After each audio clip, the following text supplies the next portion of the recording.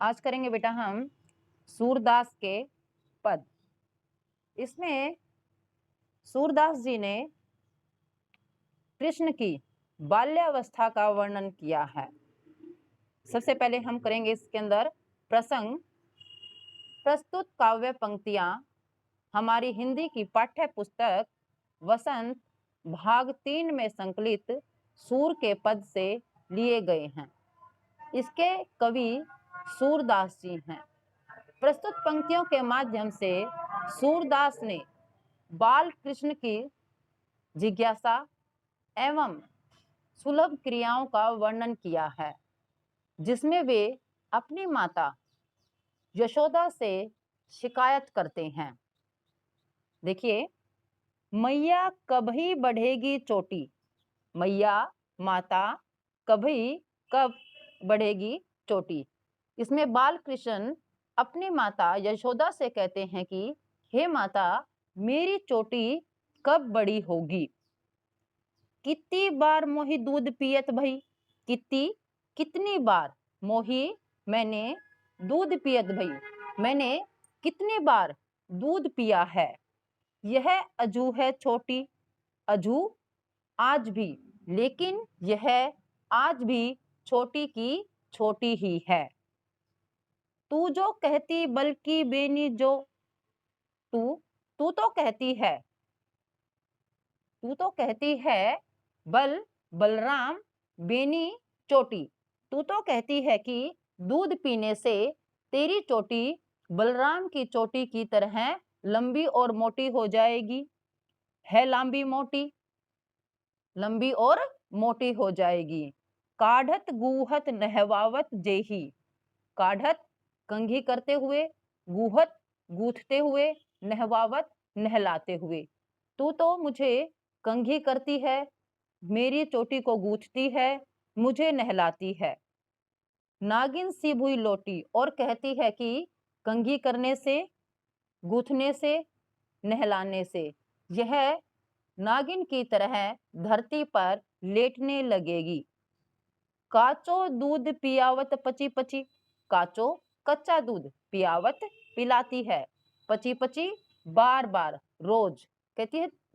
इसमें श्री कृष्ण कहते हैं कि तुम मुझे हर रोज कच्चा दूध पीने को देती है, देती न माखन रोटी, और मुझे खाने के लिए माखन और रोटी भी नहीं देती है।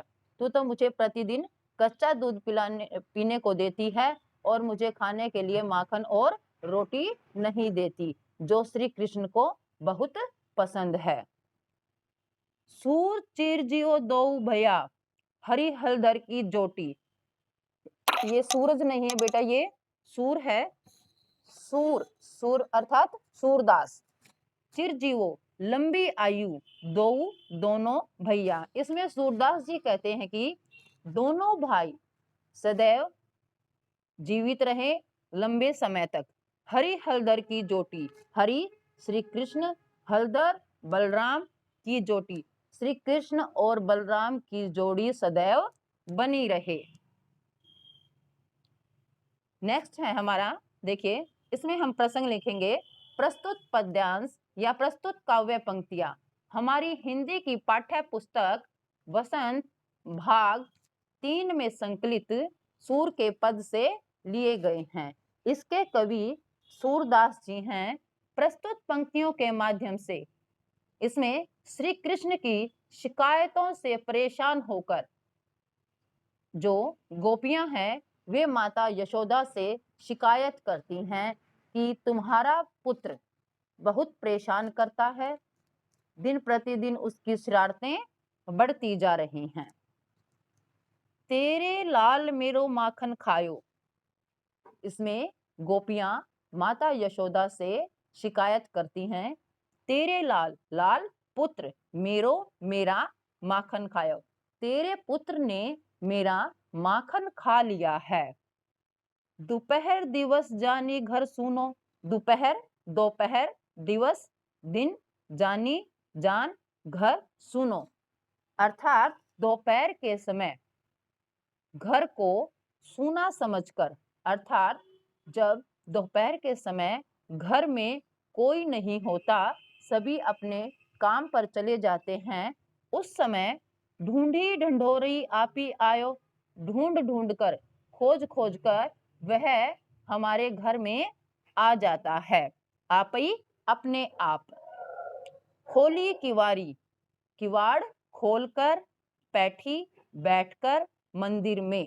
कहता है कि किवाड़ खोलकर और मंदिर में बैठकर दूध दही सब सखनी खवायो। दूध दही सखनी मित्रों को, खवायो खवाना। तो कहते हैं कि दोपहर के समय घर को सूना समझकर वह सारा दूध दही अपने मित्रों को और स्वयं खा जाता है। ऊखल चढ़ी, ऊखल पर चढ़कर सीके की लीनो, सीके छीका, जिसमें दूध दही को रखा जाता है ताकि बिल्ली या अर्थात कोई जानवर उसको ना छेड़ सके। वो छत से लटका होता है, रस्सी का बना हुआ, उसे छीका बोलते हैं। छीके से उतारकर ऊखल पर चढ़कर उसे दूध दही को वह छीके से उतार लेता है।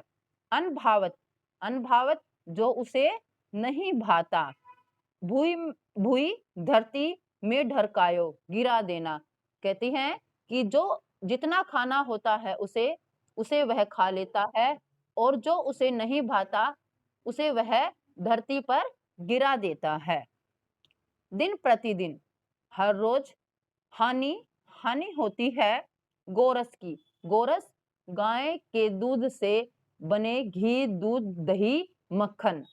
कहते हैं कि जिस प्रकार की वह शरारतें करता है, ऐसे करने से गोरस की हानि होती है, अर्थात वह बहुत नुकसान करता है, अपने दोस्तों को खिला देता है और जब उसे अच्छा नहीं लगता अर्थात उसका पेट भर जाता है तो वह उसे जमीन पर लगा देता है।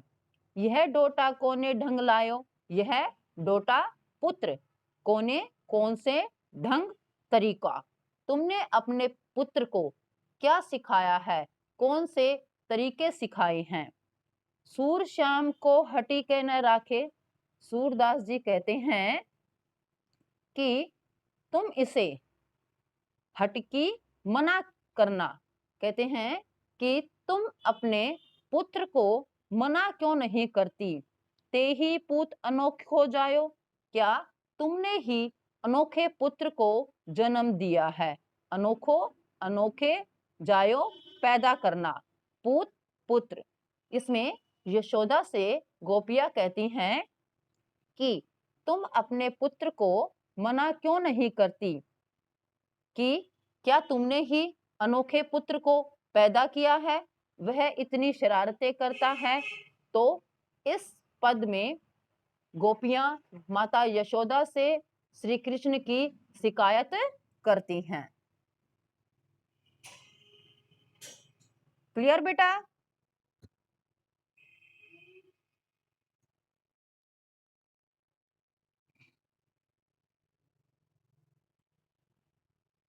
चलो मैं एक बार और रीड कर देती हूँ, ठीक है?